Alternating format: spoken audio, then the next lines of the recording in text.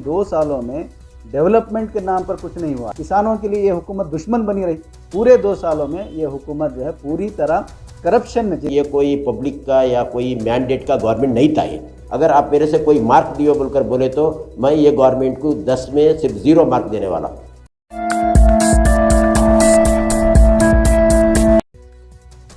हाल ही में BS येडियुरप्पा 2 साल के इक़्तिदार के बाद नम आंखों से वज़ीर आला के ओहदे से मुस्तअफ़ी हो गए। कर्नाटका के साबिक़ वज़ीर आला येडियुरप्पा के इक़्तिदार के 2 साल के मुताल्लिक़ वेलफेयर पार्टी कर्नाटका के सदर एडवोकेट ताहिर हुसैन ने कहा कि रियासत में येडियुरप्पा के हुकूमत की इब्तिदा ही करप्शन से रही कि उन्होंने दीगर पार्टियों के MLAs को ख़रीद कर अपनी हुकूमत बनाई थी। उन्होंने कहा कि BJP के लीडरान ही येडियुरप्पा और उनके बेटे पर करप्शन के इल्ज़ामात लगाते रहे हैं। इसमें कोई छुपी हुई बात नहीं है कि इन 2 सालों में डेवलपमेंट के नाम पर कुछ नहीं हुआ है, बल्कि हर महीने एडवर्टाइज हुआ करते थे। हर महीने एडवर्टाइज करोड़ों रुपए खर्च करके एडवर्टाइज। अभी जब ये रिज़ाइन करके जाने के दिन, जबकि 2 साल पूरे हो रहे थे, उस दिन आपने देखा होगा कि अखबारों में एक अखबार के लिए 9-9, 10-10 पेज इन्होंने एडवर्टाइजमेंट दिए हैं, लेकिन कोई काम नहीं हुआ।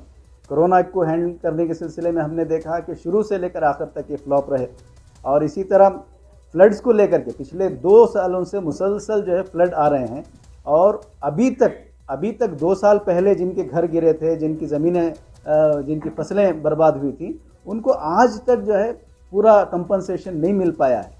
तो ये हुकूमत जो है सिर्फ इसी तरह रोने धोने में और आपसी झगड़े में और एक दूसरे को खींचतान में जो है अपना वक्त गवा कर ये 2 साल उन्होंने गंवाए हैं। अवाम के लिए इनके दौर में कोई फ़ायदा नहीं हुआ। किसानों के लिए ये हुकूमत दुश्मन बनी रही। सेंट्रल गवर्नमेंट के जो कानून थे उनको पूरी तरह लागू करने के पीछे पड़े रहे। खुद यहाँ की गवर्नमेंट ने लैंड के अंदर ऐसे रिफॉर्म्स लाने की कोशिश की जो किसानों के हक़ में नहीं थे। तो इस तरह ये गवर्नमेंट ना किसानों के फेवर में थी, ना दलितों के फेवर में है, ना माइनॉरिटीज़ के फेवर में रही इन 2 सालों में, बल्कि इन पूरे 2 सालों में ये हुकूमत जो है पूरी तरह करप्शन में जितना लूट सकते थे। अब आपको मालूम होना चाहिए कि इस वक्त कर्नाटक जो है इकोनॉमी इसकी 10 साल पीछे जा चुकी है। इस सिलसिले में SDPI कर्नाटका के नायब सदर एडवोकेट मजीद खान ने कहा कि रियासत में कायम शुदा BJP की हुकूमत अवाम का मैंडेट नहीं है, बल्कि ये गैर जमहूरी तरीक़े से बनाई गई है। मजीद खान ने कहा कि येडियुरप्पा के 2 साल के इक़्तिदार में न सिर्फ कोविड को संभालने बल्कि हर महाज पर नाकाम रही है। ये कोई पब्लिक का या कोई मैंडेट का गवर्नमेंट नहीं था ये। Number 1 thing.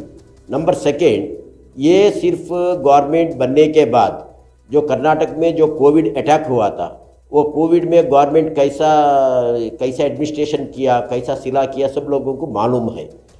लोग मरते रहे, उन लोगों को लेके जाने के लिए एम्बुलेंस का सहूलत नहीं था, उन लोगों को मेडिकल फैसिलिटीज़ देने में गवर्नमेंट फेलियर हो गया।